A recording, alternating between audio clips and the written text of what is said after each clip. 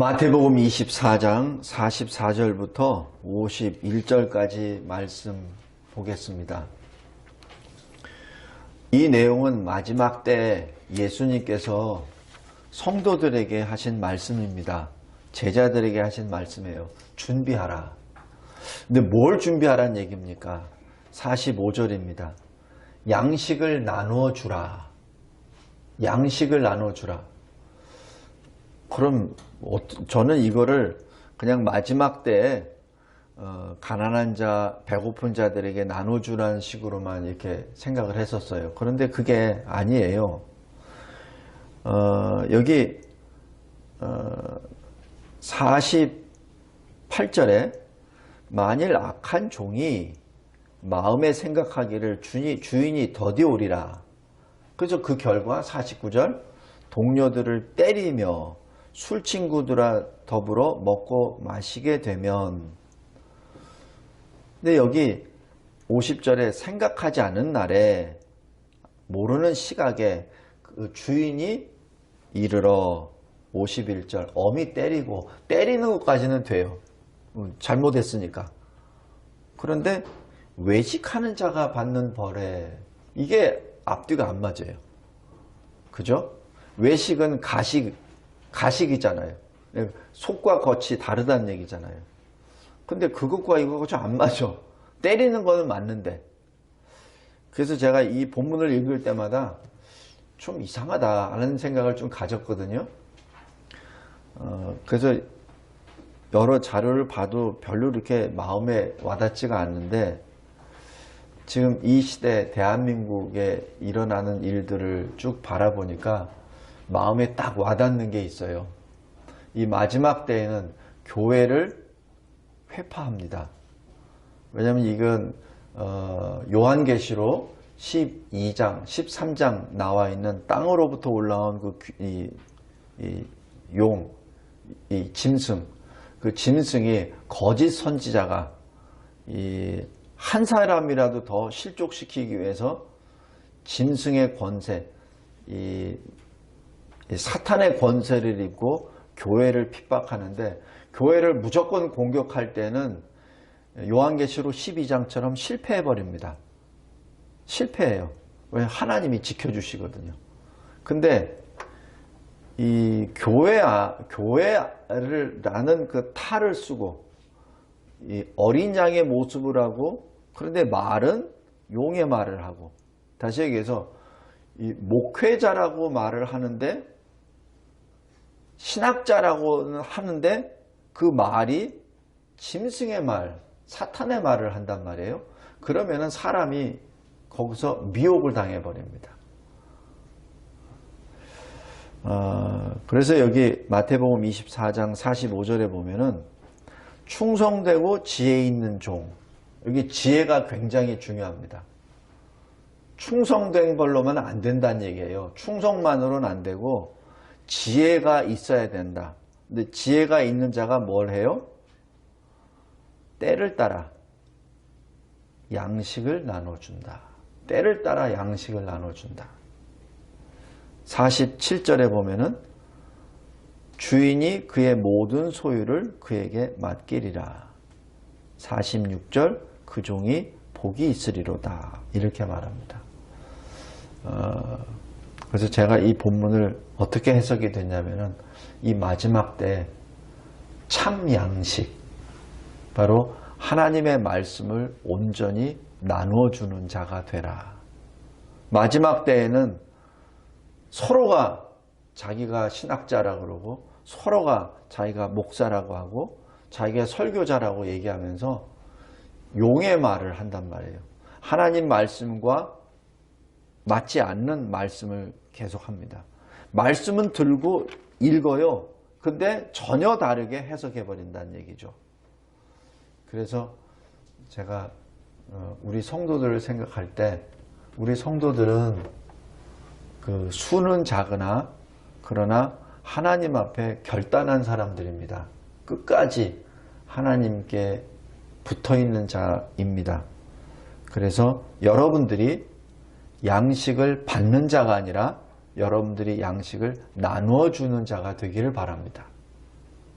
나눠주려면 양식이 있어야 나눠주잖아요. 근데 양식은 여기 하나님의 말씀이 있어요.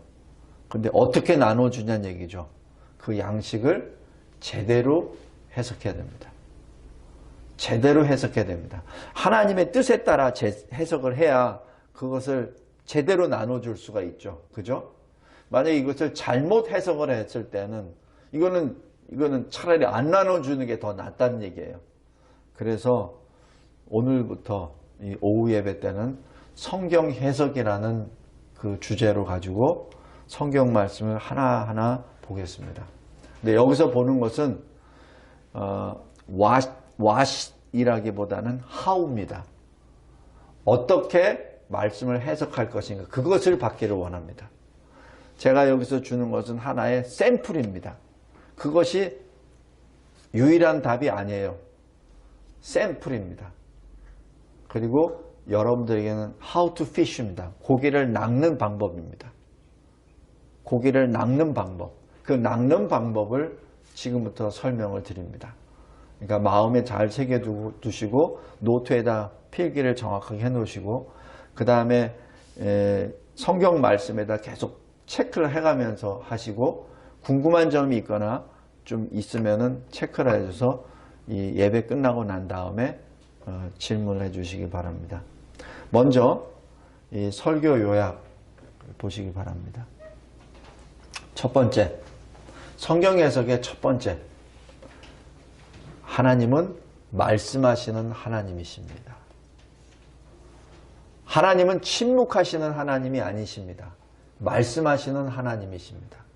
그 말씀하시는 하나님을 어떻게 알 수 있죠?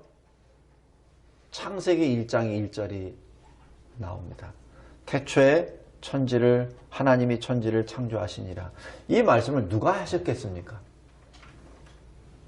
모세오경은 모세가 기록했다고 하죠. 근데 모세는 누구로부터 받았습니까? 태초에 하나님이 천지를 창조하시니라. 이 말씀은 누가 하셨겠습니까? 하나님이 하셨죠.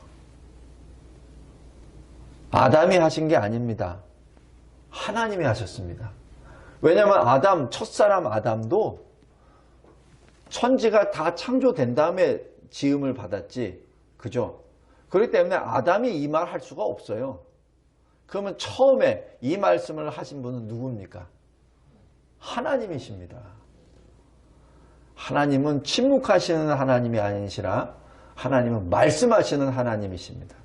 그 말씀을 통하여 듣는 자가, 특별히 하나님의 사람이 그것을 아멘으로 받게 되죠. 그것이 믿음입니다. 우리는 하나님이 창조 역사를 하신 것을 우리는 보지도 못했고, 그죠? 심지어는 우리는 첫사람 아담 만나지도 못했습니다. 그런데 우리는 하나님이 천지를 창조하셨다고 우리는 믿습니다. 그것이 우리가 은혜 받은 자의 표입니다. 많은 사람들이 이 말씀 앞에 사실 무릎을 꿇지 않기 때문에 하나님 앞을 떠납니다. 근데 우리는 너무나도 당연하게 창세기 1장 1절 말씀을 그대로 받습니다. 그것이 우리가 하나님의 사람인 증거입니다. 그런데 하나님이 굳이 말씀하실 필요 있었겠나요? 여러분이 예를 들어서 진흙을 가지고 무슨 이 그릇을 만든다고 합시다.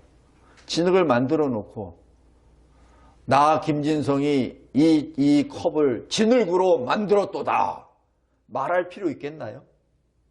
굳이 말할 필요 없어요. 그냥 내가 만들어 놓고 내가 쓰면 되지. 그죠?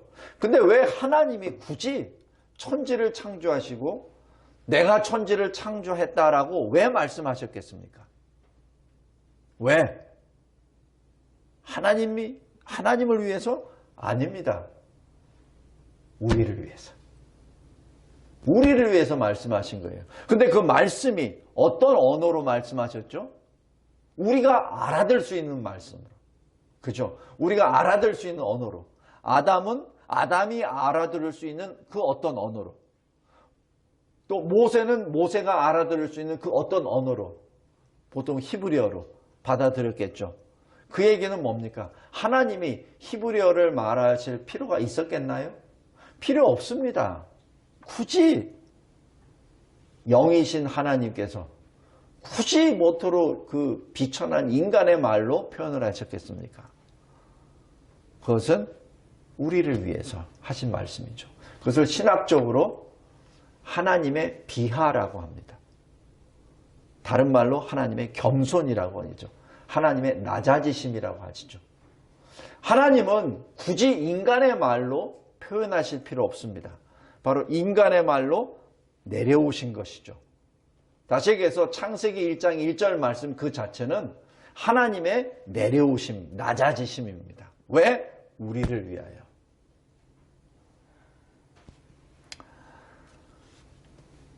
말씀하시는 하나님이란 그 자체가 하나님이 우리에게 임하신다는 역사요. 그것이 바로 임마누엘을 뜻합니다. 우리 안에 오신다는 것이죠. 거기에 대한 정점이 바로 성육신하신 예수님이시죠. 그러나 이미 주님은 우리에게 내려오셨습니다. 어떻게? 말씀으로. 창세기 1장 1절부터 이미 내려오셨죠. 1장, 2장 나와 있는 그 내용을 보면은 아담이 알 수 없어요. 왜냐하면 아담은 지음을 받은 존재이기 때문에 하나님이 어떻게 창조하셨다는 것 아담은 알 수가 없습니다. 그런데 어떻게 알았죠? 하나님이 말씀하셨으니까.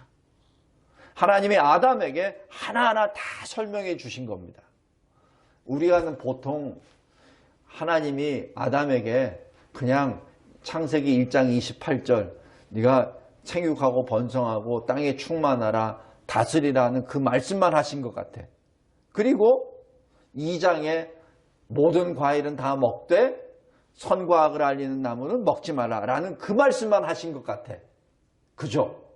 그러나 실은 안 그래요. 하나님이 창조의 모든 것을 다 설명해 주셨습니다. 첫날은 어떻게 했다. 이 창조 전에는 어떤 모습이었다. 누구에게? 아담에게. 하나님은 말씀하시는 하나님이세요. 자상하신 하나님이세요. 하나님은 바로 그런 하나님이십니다.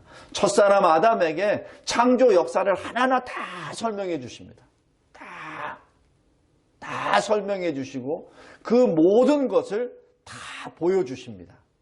그러니까 창세기 2장에 하나님께서 아담이 이 생물들을, 이 짐승들을 무엇이라 부르나 보자 하고 해서 에덴 동산의 중앙에 딱 세워놓고 생물들, 짐승들을 앞으로 지나가게 하실 때 아담이 그 짐승 하나하나마다 이름을 다 부여해 주죠. 왜? 그 짐승 하나하나를 다 안다는 얘기입니다. 어떻게? 하나님이 알려주셨다는 얘기죠.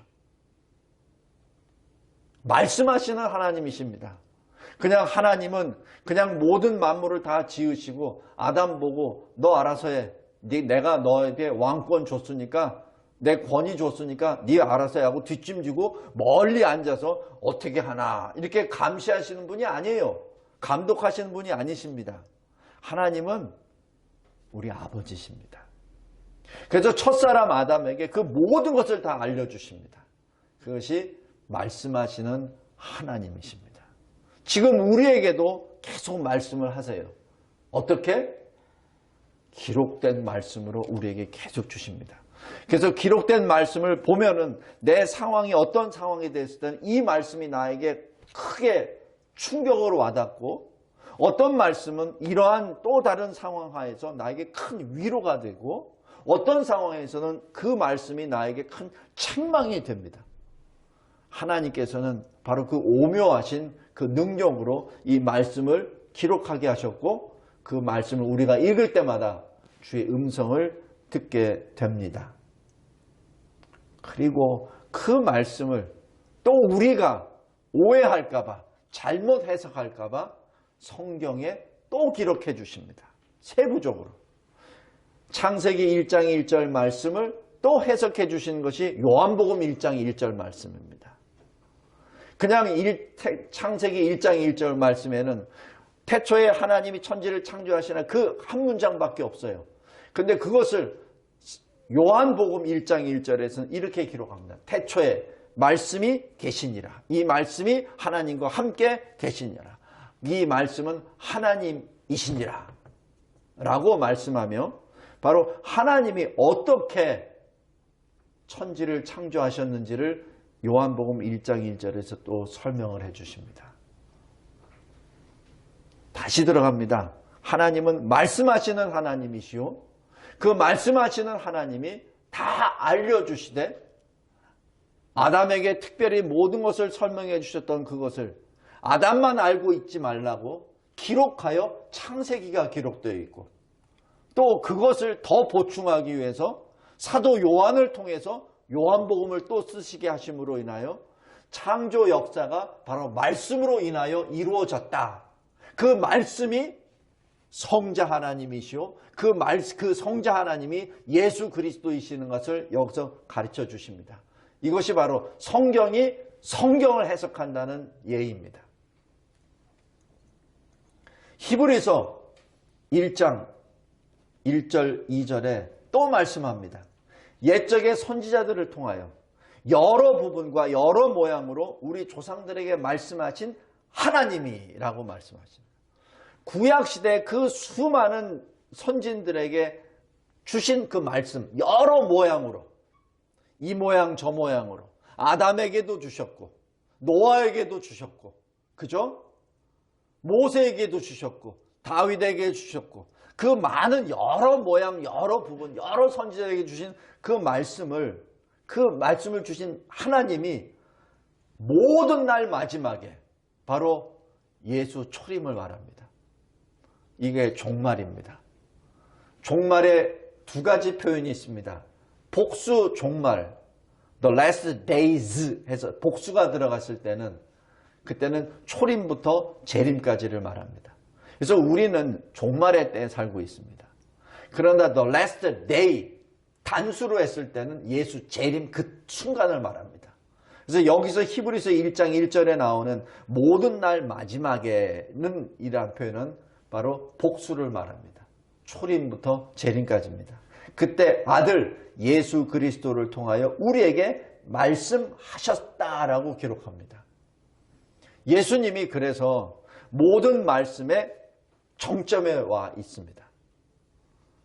구약시대의 모든 선지자들이 말한 것과 그것을 그대로 정점에서 예수께서 증언을 하시죠. 그래서 누가복음에 보면은 엠마오로 가는 두 제자에게 낙심해서 걸어가는 제자에게 예수께서 부활하신 예수께서 무엇을 하셨습니까? 구약 성경에 나와 있는 율법과 선지자와 모든 구약에서 나온 그 내용을 통해서 자기 자신에 대하여 설명해 줬다라고 표현하죠. 그 얘기는 뭐냐면 구약 전체를 지금 지향하고 있는 것이 예수란 얘기죠. 그래서 부활하신 예수님이 구약을 통해서 예수를 증거했다는 얘기입니다. 그러자 어떻게 됐죠? 두 제자가 마음이 뜨거워지죠. 거기서 예수를 만나는 겁니다. 말씀을 통해서 만나요. 온전히 깨달았을 때 예수는 보이지 않죠. 우리도 마찬가지입니다. 하나님의 말씀을 읽을 때 뜨거움이 나올 때 그때 예수를 만나는 것입니다. 그래서 여러분이 성경을 읽을 때 그 뜨거움을 만나길 바랍니다. 바로 그 성령의 감동을 받으란 얘기죠. 그 말씀을 읽었을 때 그 말씀 안에서 예수를 만나란 얘기죠.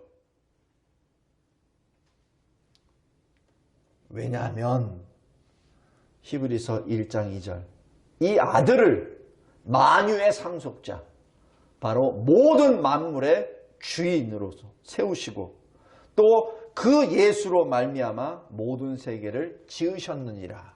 바로 그 말씀이 세계를 지으셨다는 얘기죠.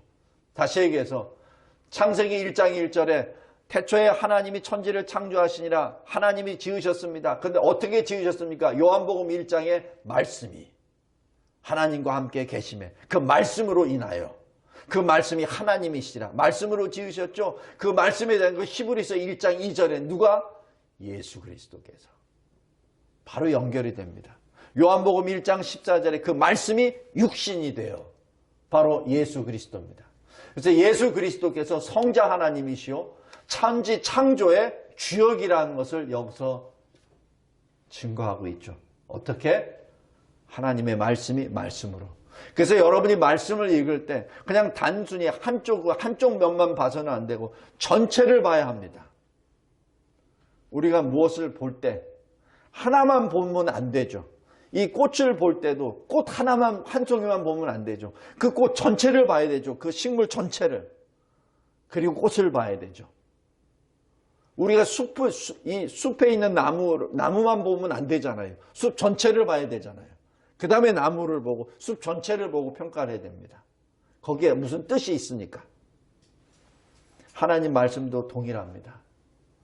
다시 또 소결론으로 들어갑니다. 하나님은 말씀하시는 하나님이십니다. 그래서 그 영어로 이렇게 얘기합니다. God is speaking God. Speaking God. 말씀하시는 하나님. 그 말씀이 계시입니다. 계시란 가려진 것을 나타내는, 드러내신다는 뜻이죠. 바로 예수님은 영이시기 때문에 우리가 볼 수 없어요. 그러나 볼 수 없는 그 하나님을 하나님께서 스스로를 보여주십니다. 그게 자기 계시입니다. self-revelation입니다. 그래서 스스로를 계시하십니다. 스스로의 계시의 정점이 예수 그리스도시요.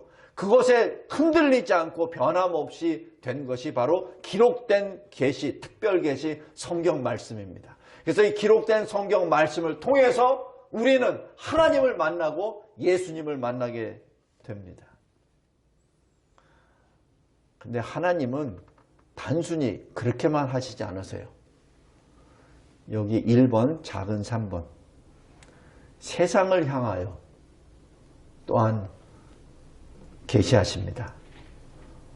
시편 33편 6절에 여호와의 말씀으로 하늘이 지음이 되었으며 그 만상을 그의 입기운으로 이루었도다. 이거 누가 합니까? 이거는 하늘이 증거합니다. 하늘이 증거합니다. 모든 만물이 이를 증거합니다. 우리가 어떤 것을 만들었을 때 그 만든 작품을 보고 그 사람을 유추해 볼 수 있죠.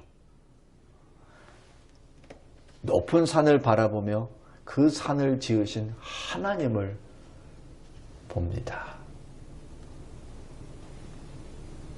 끝을 측량할 수 없는 바다를 바라보며 하나님의 깊으신 놀라운 지혜를 봅니다.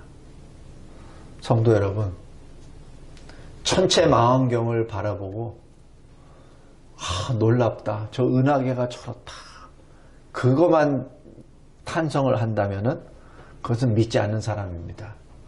그러나 그 은하계를 바라보며 이것을 지으신 하나님은 얼마나 위대하실까를 내다본다면 그것은 믿는 자의 첫걸음입니다. 우리 인체도 마찬가지예요. 의학도들은 그러잖아요. 우리 인체를 작은 우주라고 봅니다. 이 인체를 봐서도 사실 엄청난 그 놀라움의 역사입니다. 근데 그것을 봤을 때 이 인체를 만드신 하나님은 과연 어떤 분이신가를 부르짖는 것이 바로 우리의 모습이어야 됩니다.